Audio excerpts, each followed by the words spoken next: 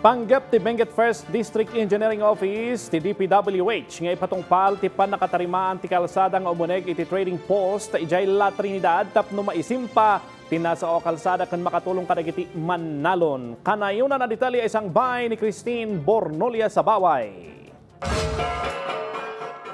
Kastoy ti inaldaw a sitwasyon ijay trading post La Trinidad Benguet.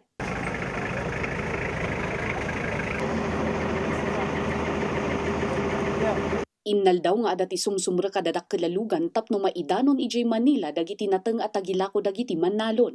Iti La Trinidad Trading Post ti kangrunaan na transaksyon ti nagbaetan dagiti Manalon ken dagiti negosyante. Iti na isayang kata public consultation nga indulwan ti Department of Public Works and Highways Benguet First District Engineering Office. Maipatungpal dagiti kangrunaan na konstruksyon iti nasao a merkado. Manipod iti pito ang naipresenta a proyekto iti La Trinidad. May sa kadagitoy ti pannakasimpa ti kalsada iti uneg ti trading post. Sigon iti La Trinidad LGU, kasapula na matarimaan gaputa adda dagiti paset ti kalsada a nadadaan. Adan jay kwarta na, adan ti amount na ma'am.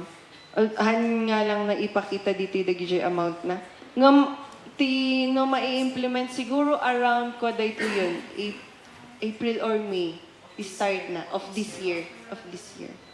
Paburmet dagiti masaknan nga individual iti daytoy a plano. Kas kinirik a kargador iti upat atawan iti trading post. Maganda po. Para hindi po mahirapan magila yung mga nagkakariton. Kastama ti imbaga ni Manong Lito, may sa a driver nga inaldaw nga agturturong iti trading post. Parikot na iti saan na napintas a paradaan ng runa no pa nagtutudo. Napitak iti dalan. Dapat lang para gumanda ang paradahan. Ita atawan, plano nga ipatungpal ti DPWH Benguet ti proyekto a posible nga inton Abril wenno bulan ti Mayo. Christine Bornolia sa Baway, para iti Pambansang TV, iti Baro a Pilipinas.